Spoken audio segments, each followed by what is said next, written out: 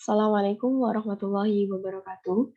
Di sini saya akan menjelaskan materi kedua mengenai mata kuliah perpajakan 2, yaitu mengenai PPh pasal 21 dengan dosen pengampu yaitu Bapak Wirmi Eka Putra dan saya sendiri Syafira Ramadhani dengan NIM C1C020110. Materi pembahasannya yaitu yang pertama, subjek dan objek pajak. Yang kedua, PTKP PPh pasal 21. Yang ketiga, mekanisme dan tarif pemotongan pajak. Yang keempat, kewajiban pemotong PPh pasal 21. Langsung saja, materi yang pertama yaitu subjek dan objek pajak. Subjek pajak. Subjek pajak adalah orang atau pihak yang bertanggung jawab atas pajak penghasilan yang diterima atau diperoleh dalam tahun pajak maupun bagian tahun pajak. Subjek pajak penghasilan artinya orang yang harus membayar penghasilan dan disebut sebagai wajib pajak atau WP.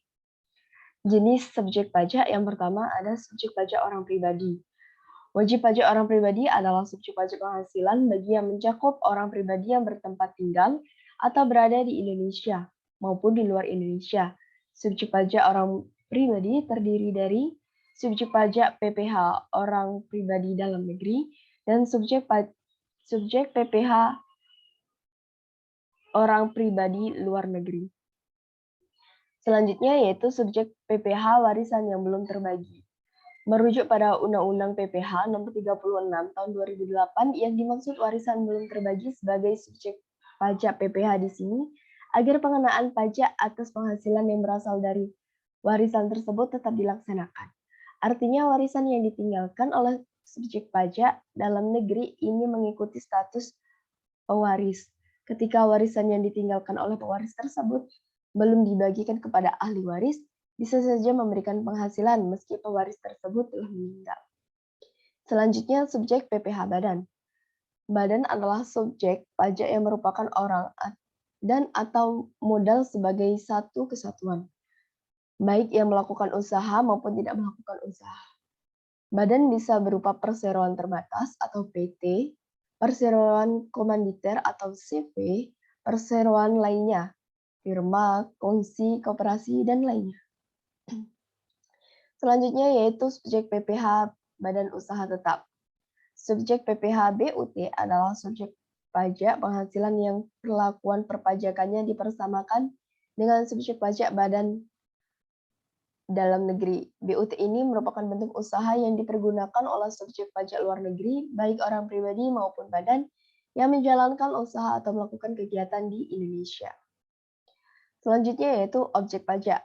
Penghasilan sebagai objek pajak meliputi penggantian atau imbalan, hadiah, laba usaha, keuntungan karena penjualan atau karena pengalihan harta, penerimaan kembali, dividen, bunga, royalti, sewa dan penghasilan lain sehubungan penggunaan harta, penerimaan atau perolehan pembayaran berkala, keuntungan karena pembebasan utang, dan lain sebagainya.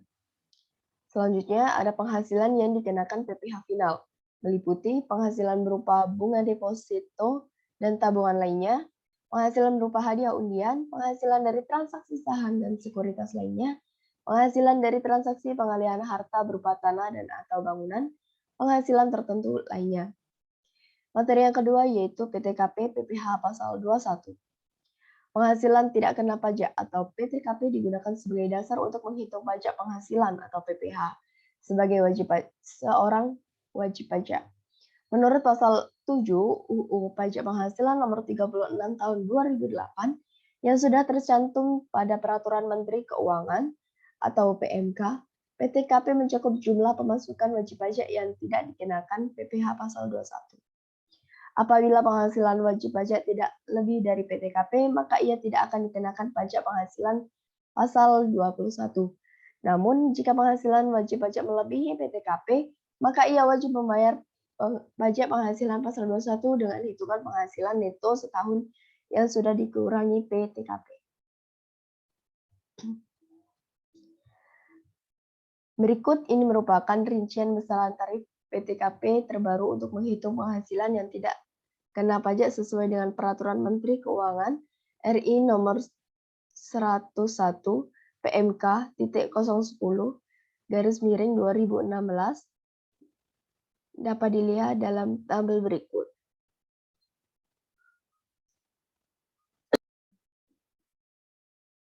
Baik, saya lanjutkan. Di sini pada tabel, yaitu keterangan yang pertama, tidak kawin tanpa tanggungan. Status, tidak kawin, 0 tanggungan, besaran PTKP-nya sebesar 54 juta. Tidak kawin, 1 tanggungan, status TK1, besaran PTKP 58.500.000. Selanjutnya, tidak kawin, 2 tanggungan, status TK2, besaran 63 juta. Tidak kawin, 3 tanggungan, status TK3, besarannya 67.500.000. Kawin tanpa tanggungan, status K0, besaran PTKP yaitu 58.500.000. Kawin 1 tanggungan, status K1, besaran PTKP-nya sebesar 63 juta. Kawin 2 tanggungan, status K2, besaran PTKP 67.500.000.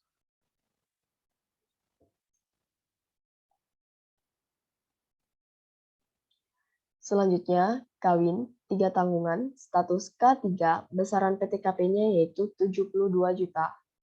Selanjutnya, kawin penghasilan istri digabung dengan suami tanpa tanggungan, status K garing I garis miring 0, besaran PTKP sebesar 112.500.000. Kawin penghasilan istri digabung dengan suami satu tanggungan, status K garis miring I garis miring 1, besaran PTKP sebesar 117 juta.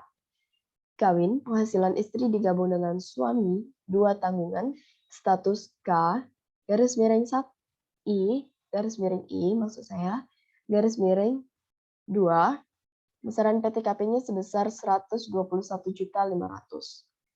Selanjutnya, kawin penghasilan istri digabung dengan suami dengan 3 tanggungan, statusnya yaitu K garis miring I garis miring 3, besaran PTKP-nya sebesar 126 juta. Materi selanjutnya yaitu mekanisme dan tarif pemotongan PPh pasal 21. Mekanismenya yaitu bagi para pemberi kerja atau yang termasuk dalam pemotongan PPh pasal 21, hal-hal yang harus dilakukan adalah melakukan pemotongan PPh pasal 21 sesuai dengan ketentuan dan tarif PPh yang berlaku. Yang kedua, membuat bukti potong PPh pasal 21 melalui aplikasi SPT atau PPh pasal 21. Yang ketiga, melakukan penyetoran PPh pasal 21 yang telah dipotong dengan membuat kode billing terlebih dahulu. Penyetoran dilakukan paling lambat 10 pada bulan berikutnya. Sebagai contoh, pemotongan PPh pasal 21 dilakukan pada bulan Januari tahun 2020.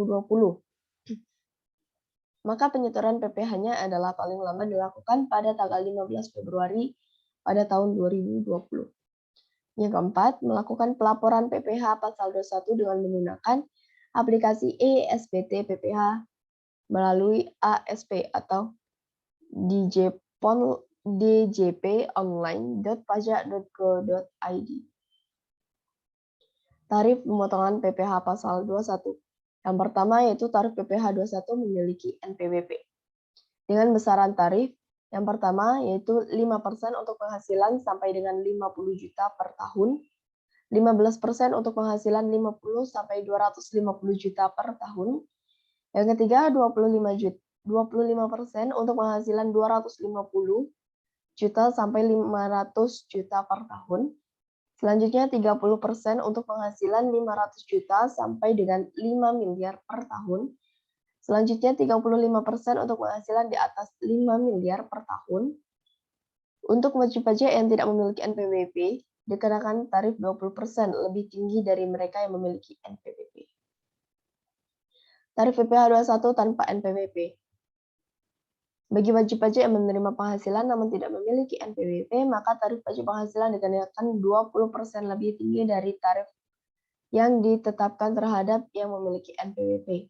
Yakni yang pertama jumlah PPh pasal 21 yang harus dipotong adalah sebesar 20% lebih tinggi dari jumlah PPh pasal 21 yang seharusnya dipotong dalam hal yang bersangkutan memiliki NPWP. Selanjutnya, ketentuan di atas diterapkan untuk pemotongan PPh pasal 21 yang bersifat tidak final. Selanjutnya, dalam hal pegawai atau pegawai tetap atau penerima pensiun berkala sebagai penerima penghasilan yang telah dipotong PPh Pasal 21 dengan tarif yang lebih tinggi mendaftarkan diri untuk memperoleh NPWP dalam tahun kalender yang bersangkutan paling lama sebelum pemotongan PPh Pasal 21 untuk pajak Desember. Selisih pengenaan tarif sebesar 20% lebih tinggi tersebut diperhitungkan untuk bulan-bulan selanjutnya setelah memiliki NPWP. Materi yang keempat yaitu kewajiban pemotong pajak PPh Pasal 21. Kewajibannya yaitu perusahaan wajib mendaftarkan diri ke kantor pelayanan pajak sesuai dengan ketentuan peraturan perundang-undangan perpajakan. Kemudian perusahaan wajib melakukan penghitungan PPh Pasal 21 yang didokumentasikan dalam catatan atau kertas kerja perhitungan PPh yang masing-masing penerimaan penghasilan. Yang kedua, setelah melakukan pemotongan PPh Pasal 21, pemotong wajib mencetorkan pajak tersebut kepada negara. Penyetoran dilakukan paling lama tanggal 10 setelah masa pajak berakhir. Yang ketiga, pelaporan PPh Pasal 21 telah dipotong dilakukan melalui SPT masa PPh Pasal 21 sesuai dengan ketentuan peraturan Menteri Keuangan Nomor 9 Tahun 2019. SPT masa wajib dilaporkan paling lambat 20 hari setelah masa pajak berakhir. Yang keempat, dalam suatu bulan terjadi kelebihan penyetoran pajak atas PPh Pasal 21 yang terutang, kelebihan penyetoran tersebut dapat diperhitungkan dengan PPh terutang pada bulan berikutnya melalui SPT masa. Yang kelima, pemotong wajib membuat bukti potong PPh Pasal 21. Bagi pegawai tetap atau penerima pensiun berkala, bukti potong dibuat setahun sekali dengan bentuk formulir 1721A1 atau formulir 1721A2. Terima kasih, sekian presentasi saya mengenai tugas kedua. Kurang lebihnya saya mohon maaf, saya akhiri. Allahumma muwaffiq ila aqwamit thoriq. Wassalamualaikum warahmatullahi wabarakatuh.